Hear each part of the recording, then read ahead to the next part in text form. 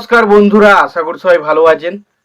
তো বন্ধুরা, এখন যে বিষয়টা নিয়ে আমি কথা বলবো, তো সেটা হলো বরবাদ সিনেমা নিয়ে।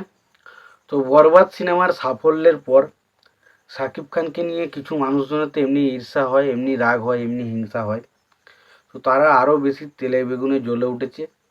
তাই প্রত্যেককে বলবো যে প্লিজ তোমরা আবার তাদের কথাই বেশি মাথায় উঠে পড়ো না, তাদের কথাগুলোকে বেশি গুরুত্ব দিও না। কারণ তোমরা দেখেছো যে যখনই শাকিব খানের কোনো ছবি আসে তখন তাদের বিভিন্ন রকমের সমস্যা লেগে থাকে। কখনো বাজেটের সমস্যা, কখনো বলে এই সিনটা কাটতে হবে, এই সিনেমাটাকে রিলিজ করতে দেওয়া যাবে না, সিনেমাটার মধ্যে এই সমস্যা আছে, তাই সমস্যা আছে। তো আবার বলা হয় লাস্টে যখন দেখেছে যে সব কিছুতেই কিছু পেরে ওঠে না, তখন তারা বিভিন্ন রকমভাবে অ্যালিগেশন লাগানো হয় যে কোনো ছবির বাজেট কী করে এত টাকা ইনকাম করতে পারে। তো বরাবরই তারা যতবারই এসেছে, যতবারই তারা বিভিন্ন রকমের টোটকা উল্টো পাল্টা কথা বলার চেষ্টা করেছে, বারবারই তারা বুঝে গেছে যে সাকিবিয়ানদের দবিয়ে রাখা বা সাকিব খানদের ফ্যান যারা রয়েছে তাদেরকে দমিয়ে রাখা সহজ নয়। তারপরেও তারা চেষ্টা করে যাচ্ছে এবং তারা যত দেখুন সাকিব খান যত ভালো ভালো ছবি করবে, যত বক্স অফিস ভালো কালেকশন করবে, তাদের রাগটা কিন্তু আরও বেড়ে যাবে। তাই তারা এসে কিন্তু সোশ্যাল মিডিয়ায় এসে ভুলভাল বকা শুরু করবে। তাই আমার উদ্দেশ্য একটাই তাদেরকে যে প্লিজ তাদের কথায় অন্তত কান দিও না। আর একটা বিষয় আমি দেখলাম যেটা হচ্ছে সাকিব খানের বরবাদ সিনেমার, দেখুন হল প্রিন্ট বেরিয়ে যে অনেক সেটা বুঝলাম, বাট কিছু কিছু ক্যাসেট এরম শুনছি বেরিয়েছে, আমি তো আবার দেখিনি। তো যেটা শুনছি যে পুরো অরিজিনাল এইচডি কোয়ালিটিতে বেরিয়ে গেছে ভাই। একটা সিনেমা হলে চলছে, সিনেমা হলে চলছে এই পর্যন্ত ঠিক ছিল, তা সেটাও নয়, সিনেমা হলে রমিয়ে চলছে। এখন মানুষজন এই ছবিটা দেখছে, মানুষজন ছবিটা দেখার জন্য এতটা এক্সাইটেড, সেই ছবিটাকে এত বড় ক্ষতি না করলে কি তোমাদের ভালো লাগছিল না?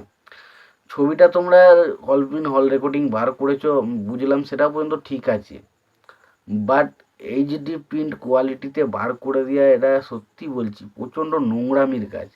এবং আমি জানি না যে এই ধরনের মানুষজন এখনো পর্যন্ত তাদের কি ধরনের মানসিকতা আমি জানি না। আজকে যদি তাদের উদ্দেশ্যে একটা কথা বলতে চাই, ধরুন তিনি একটা কাজ করছেন, কাজ করার পর তিনি কী জন্য কাজ করছেন, যে একটা পারিশ্রমিক পাবো, এই হবে, এত টাকা পাবো, এই করবো তাই করবো। এবার ধরুন হঠাৎ করে আপনি 1 মাস কাজ করলেন, দিয়ে কাজের টাকাটা পেলেন, কিন্তু দেখা যাচ্ছে কাজের টাকাটা পাওয়ার পর আপনার হাত থেকে চুরি হয়ে গেল, আপনার কেমন লাগবে? তো এই বিষয়টা আমি সেই জিনিসটাই বোঝাতে চাইছি। দেখুন আজকে একটা সিনেমা যখন তৈরি হয়, আপনার যদি দেখতে ইচ্ছা না করে আপনি দেখবেন না, অসুবিধা নেই, বাট আপনি দেখে সেই সিনেমাটাকে সবাইকার সামনে ছড়িয়ে দিচ্ছেন প্রিন্ট করে, এটা কোথাও না কোথাও গিয়ে প্রচণ্ড বেশি নোংরামির কাজ, প্রচণ্ড নোংরামির কাজ। তার কারণ একটা ছবি যখন আপনি সবাইকার মাঝে ছড়িয়ে দিচ্ছেন না, তখন শুধুমাত্র যে আপনি মানে এত বড় একটা ক্ষতি করছেন, যেটা জাস্ট বলে বোঝাতে পারবো না। আপনি একবারও ভাবছেন না যে এই ছবিটা বানাতে কত টাকা খরচা হয়েছে, এই ছবিটা করার পেছনে কতটা কষ্ট হয়েছে, কত মানুষের পরিশ্রম রয়েছে, কত মানুষের খাটনি রয়েছে, কত মানুষের রোজগার রয়েছে। সেই জিনিসটাকে আপনি নিজের মতো করে আপনার শুধু পছন্দ নয় বলে আপনি একটা প্রিন্ট ছেড়ে দিলেন। এটা জাস্ট আর নেওয়া যাচ্ছে না এইগুলো। তো এই জিনিসগুলো বন্ধ হওয়া দরকার হয়েছে। কারণ দেখুন একটা সিনেমা যদি আপনার দেখতে ইচ্ছা করে, সিনেমা হলে গিয়ে দেখুন। আর যদি ভাবেন যে দেখবেন না, তাহলে কিছুদিন অপেক্ষা করে যান, যখন ওটিটিতে আসবে অবশ্যই দেখে নেবেন। বাট এই যে জিনিসগুলো হচ্ছে, সিনেমা হলে সিনেমা রিলিজ হওয়ার পাশাপাশি সঙ্গে সঙ্গে প্রিন্ট রিলিজ করে দিয়ে যাচ্ছে।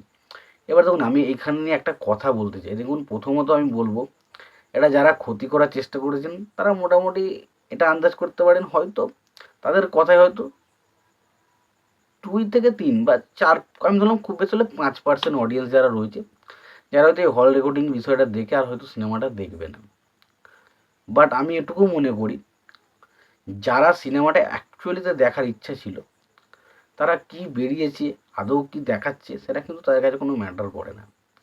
তো যেই কারণে আজকে ছবির কালেকশন এই জায়গায় দাঁড়িয়েছে। তো যতই ক্ষতি করার চেষ্টা করুন, কিচ্ছু করতে পারবে না। তাই একটাই কথা তাদের উদ্দেশ্যে বলতে চাই, দেখুন কারো ক্ষতি করার চেষ্টা করবে না, পারলে নিজের চেষ্টা করুন ভালো কিছু করার।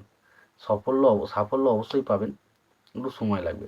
বাট অপরের ক্ষতি করে নিজের সাফল্য আনতে যাবেন না, তাতে কিন্তু আপনি কোনোদিনই সাফল্য পাবেন না। এটুকু আমার বলার ছিল। তোমাদের কি মতামত এই বিষয়টা নিয়ে অবশ্যই জানিও। ভিডিওটি ভালো লাগে থাকলে লাইক কমেন্ট শেয়ার করে দিও।